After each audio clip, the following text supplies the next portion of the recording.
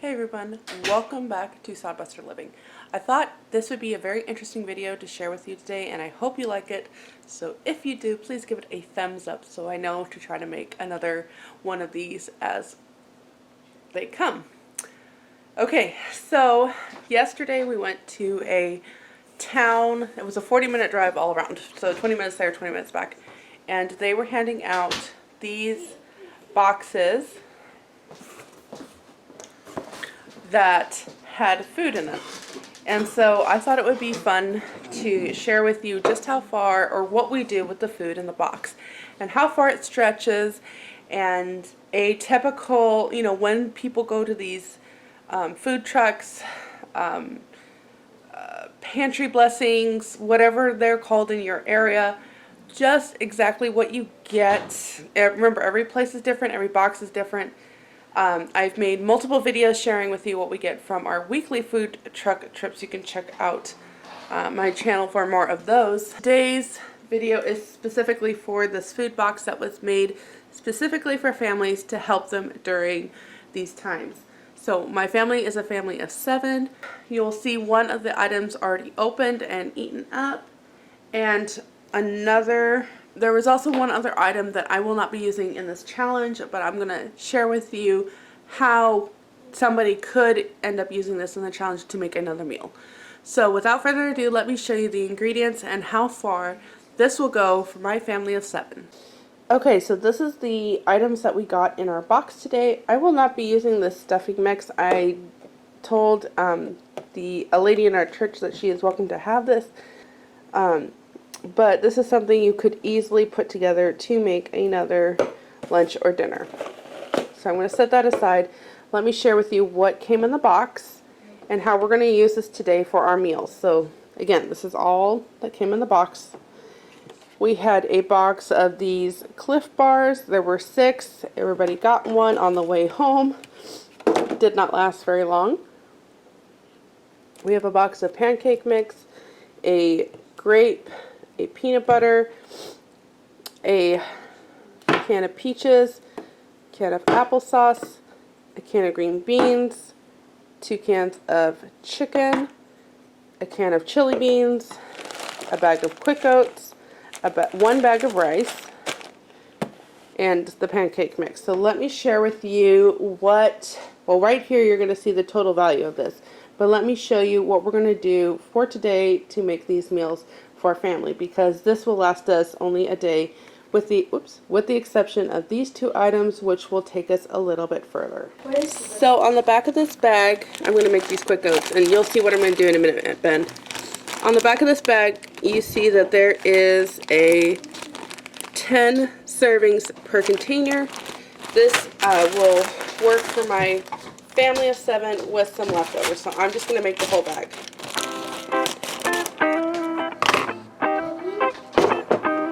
Yes. But wait till I show you what we do with it. This is a 4-cup thing.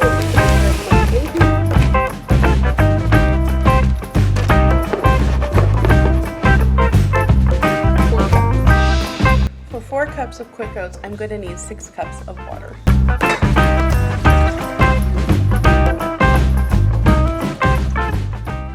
Here I am just scooping out what my husband calls the impurities. It's all of the foam that rises when we are making our oatmeal, all of that just white, icky foam. I have a kid that's going to show you what that looks like here in a second, but we just scoop out as much of it as we can. Like I said, my husband just calls it the impurities, and I've just gotten to the habit of doing that.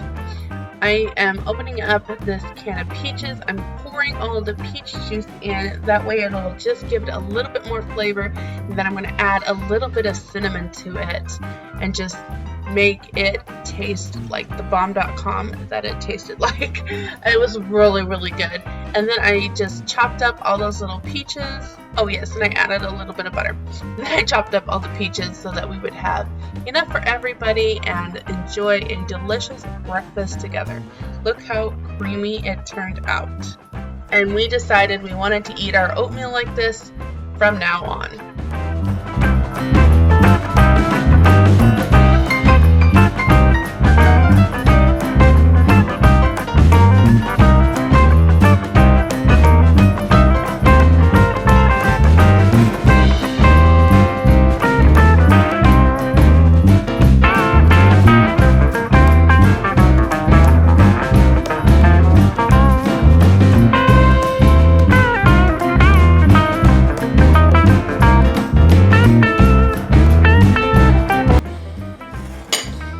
so here are 6 bowls for this morning's for breakfast. I don't know if my husband wants any right now, but there's at least 2 more bowls in here, maybe 3.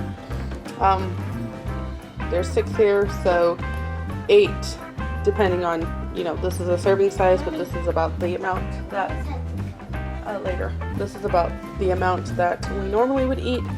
Here's that can of peaches all diced up. Just gonna top everybody's bowl with a little bit. Try to make it as even as possible, but that is not my forte.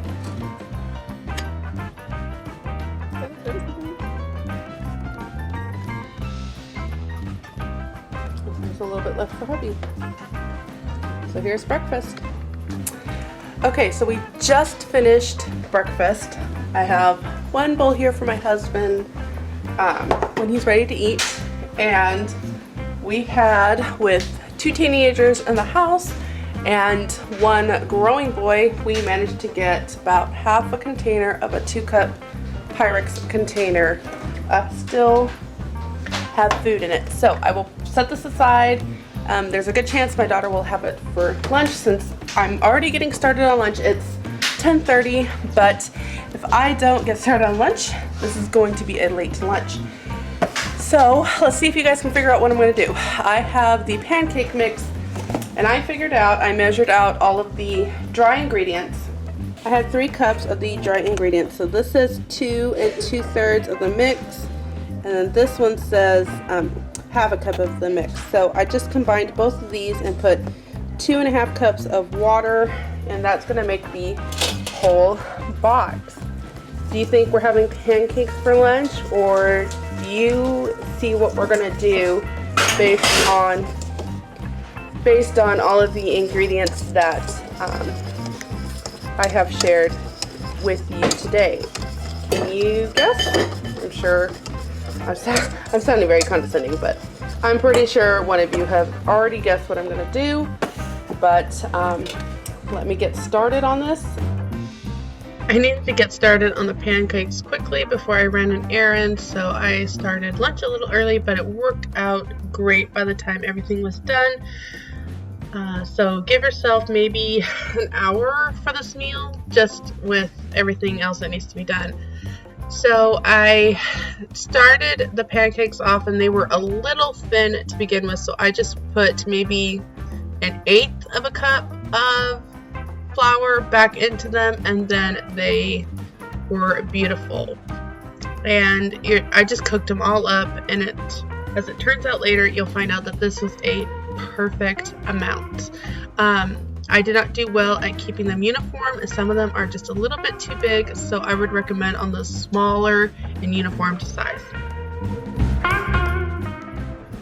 And then here I'm just going to open up that can of applesauce, and I'm going to divvy it out in these little Pampered Chef 1 cup-ish glass containers. I think they go up to a 3/4 line. But I emptied the whole can into about 4 of these, and then took a spoon and scooped out a little bit from everybody in order to create 6 portions for the people that were going to eat them. So here's what they look like, or here's what the amount looks like, I should say. And my husband did these pancakes, and he is such a perfectionist, and it worked out great because these were just the right size that I needed.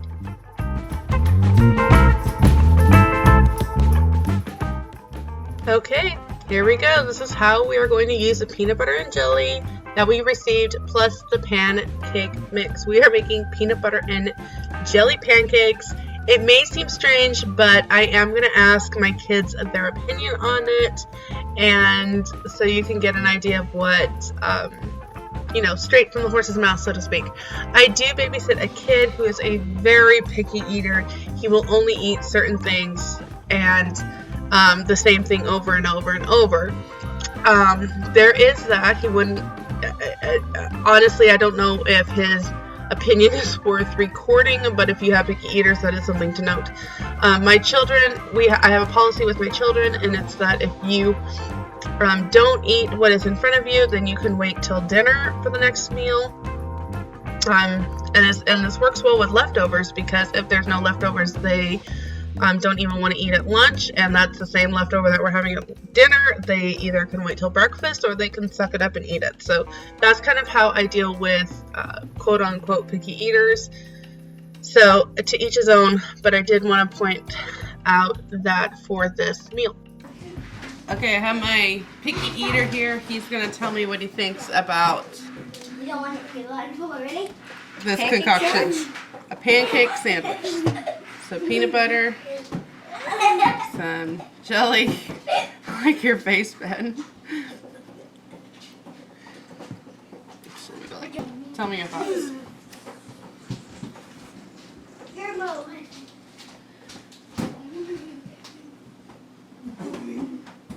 It tastes alright. Is it your favorite? Is it better than a peanut butter and jelly sandwich? Honest. No. No? But once in a while this would be okay? The peanut butter and pancake. It's my chicken bar. Nice. What do you think, Johnny? Can I have it? Yes. But we'll have more here for lunch too. So I've used 2 as a snack and taster. One said it's okay. The 5-year-old loves it. My daughter won't be able to eat this due to the peanut butter and wheat content. And there's another plate. Okay, so unintentionally, I just was making the whole box of pancakes, but it ended up being exactly 14 sandwiches in all, including the 2 that were eaten as a snack. There's 14 peanut butter and jelly sandwiches here, which, if everybody was eating, would be enough for everybody to have 2.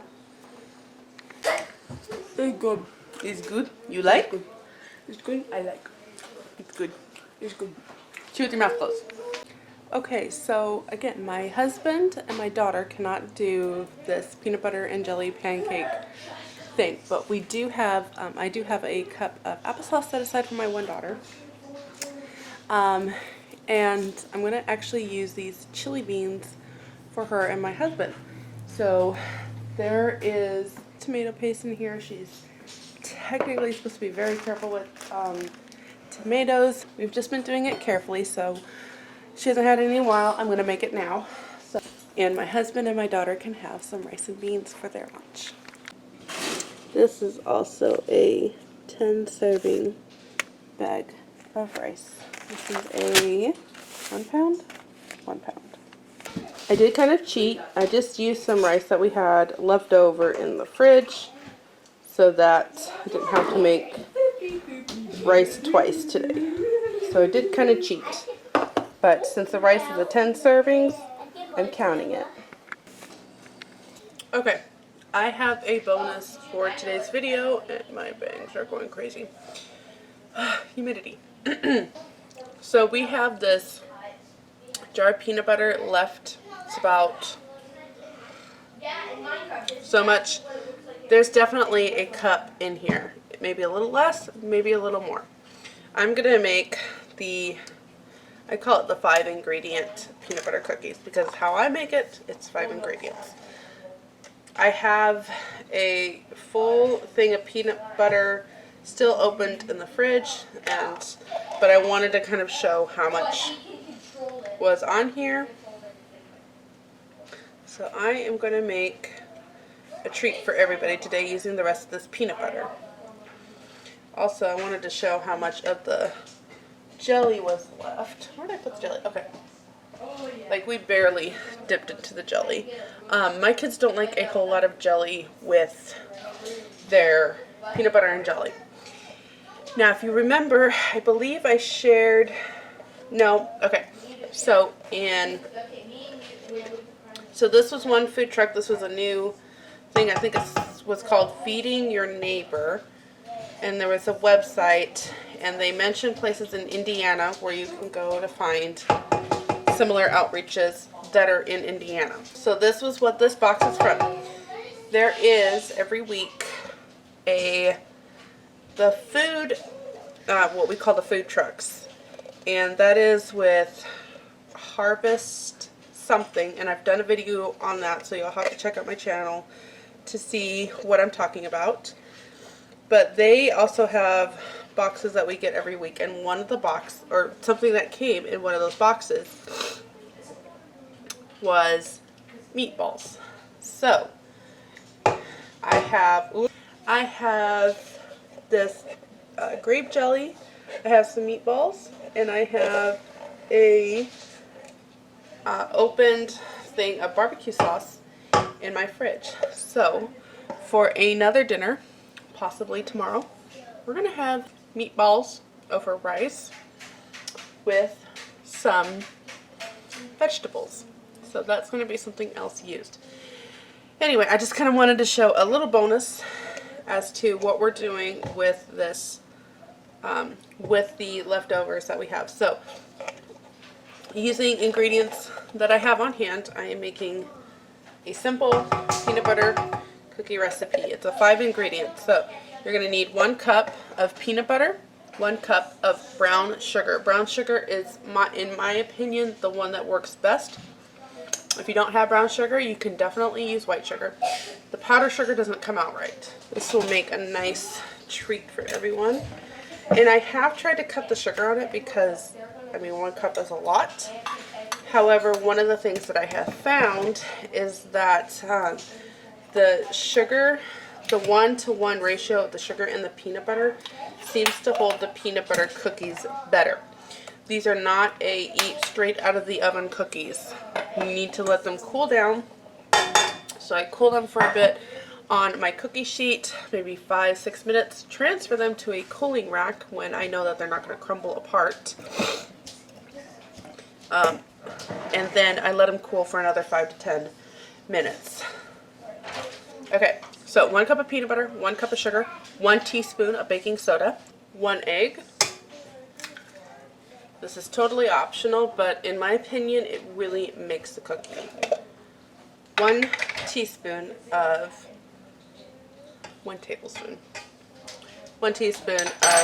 vanilla extract. Blend it up, put it on your cookie sheets, cook it in a preheated oven at 350 for about 8 to 10 minutes.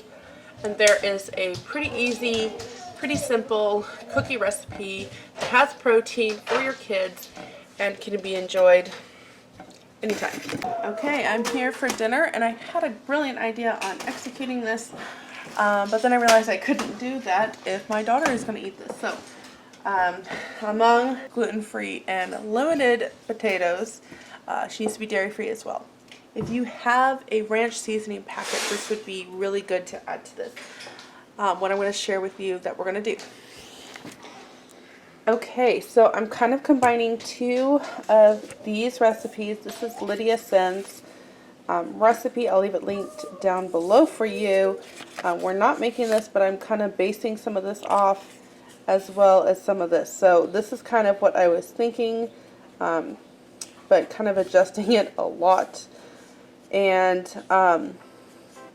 we're just going to, I think this is something I found like on Campbell's thing years ago, but we're going to kind of combine this and make it work for this. So since I don't have a ranch seasoning and I'm going to use water, we're going to need some salt and pepper and any other seasonings that maybe you have in your pantry, add to it. So I'm going to add some onion and some garlic, some parsley, and some dill, and kind of try to recreate a mock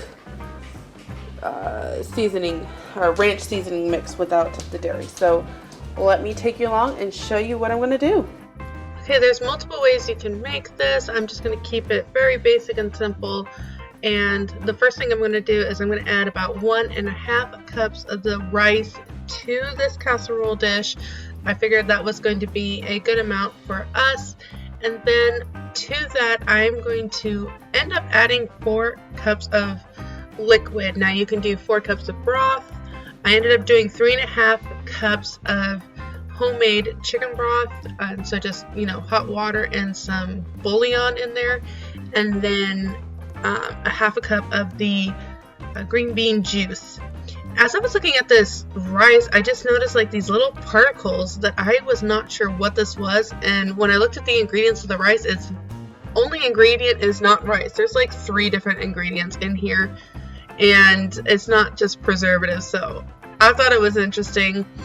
1.5 cups of rice yielded, you know, this much leftover, which I guesstimated to be about 2/3. Later on, I did end up adding maybe another 1/4 cup of rice to this, and the liquid was fine, just leaving it like that. To this rice, I am going to add some spices and other things later, and the chicken. Normally, I would maybe add more like 3 or 4 cans of this chicken, but there was only 2 for the box, and I'm trying to show how we're using just the box. So I'm going to add that. I was also thinking of the seasonings. You could do like a taco seasoning in here as well. I think that would kind of give it a unique flavor. But I really wanted to recreate this ranch type. So I will show you the spices I end up adding here. But after the rice, I'm going to do, like I said, the chicken, and now I'm going to add these green beans to it. I drained the juice out separately, and then I just mixed they were like a really fine cut green bean, and I thought that was cool. And I'm really making sure that I get every little bit of that can out. I even pour a little bit of the juice back, rinse out that bottom, and then pour back in there, because dad burn it, I'm going to get every drop that is in that can into our belly some way, somehow, some day. And I just kind of stir this all up first before adding all of the ingredients. I'm going to add the liquid last, just so I can kind of gauge and see what else needs to be put in here. If you have cheese, I would think adding cheese on top is a brilliant idea. I didn't, because I have a daughter that needs to be dairy free. If you've been around my channel, you recognize that Creole seasoning. I'm still trying to use up this bottle. I just did a light coating because I didn't want it too hot. And then I'm adding some onion powder, some garlic powder, and some dill. I didn't add too much salt and pepper because it'll have the chicken broth in there, and it has that Tony's. But I did want just a little bit of spices in here. I think I still did parsley, but to be honest, I don't remember. I remember pulling it out, but I don't remember putting it in, and I don't see that. But add a little bit of parsley in there. I think that'll make a really good addition to your dish. You need to put 3 cups of water, chicken broth, whatever you have, or you can put, so that's 4 cups of chicken broth or water, or you can put 3 cups in and 1 cup of milk if you have it. I have my casserole all ready to go. I'm going to cover it with foil, and I'm going to put it in the preheated oven, 350 for 1 hour. Then I will take the foil off and check and make sure that it's going the right direction, and cook it for any additional minutes until the liquid is all absorbed. I also wanted to come out and say, if you wondered if you had anything else to eat today, or if this was completely it, yes, we did have other things to eat. So we have a few of these mangoes left from a food truck haul that was filmed and shared already, I believe. And so we have been eating that. They are finally ripe after 2 or 3 weeks of waiting for them. So that is one thing that we had as a snack. We had the peanut butter cookies, which I don't think I actually filmed taking those out. That's unfortunate. But it made about 26 cookies, and I think everybody ended up with 3 cookies each, give or take. That's going to cook for about an hour, and then we'll come back and check the progress and give its thoughts on it. Another dish that you could do with the rice and the green beans and the chicken is just make a very simple fried rice. We got 1 full day out of the box that we picked up. Very thankful. That's 1 day's worth of food that we didn't have to pay for. Well, an hour later, and it's all cooked up. I'm not really going to need to add any more time to this. We do have some ranch dressing in the fridge, so if anybody wants to top some ranch, they can. But here is dinner, and I'm going to dish it up, and it looks pretty good. Okay, I have dished out 6 bowls. I have one daughter that will join us as soon as she gets back. So here is all the food. And I think there still will be one more left for my husband to take to work tomorrow. So that is 8 servings. And I was gonna have this young lady tell us what she thought of the food. Okay, this is our first. What is it? It's just chicken and rice casserole.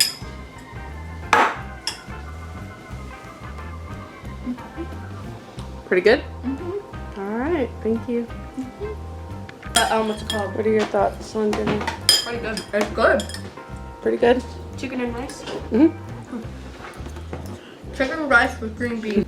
Well, I hope you enjoyed today's video and kind of seeing how we used our food pantry box.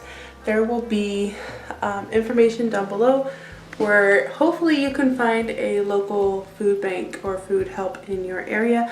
I know several people have shared different hotlines that you can call on multiple other channels. This was just kind of a fun challenge and something to do and kind of share with you creative ideas for the food in your box. I also wanted to encourage those that have the means to do so to donate to any local food pantries. Salvation Army is one that I believe has a food pantry associated with it. However, reach out to your local churches or any other local resource, and even if you can't find necessarily a particular food bank to donate to, why don't you pick up a few extra things next time that you're at the grocery store, put them in a bag, and just drop it on somebody's doorstep and kind of bless them with it. There are always those among us that need help, and it's not too hard to find them. Thank you so much for watching today's video, and I'll see you in my next one.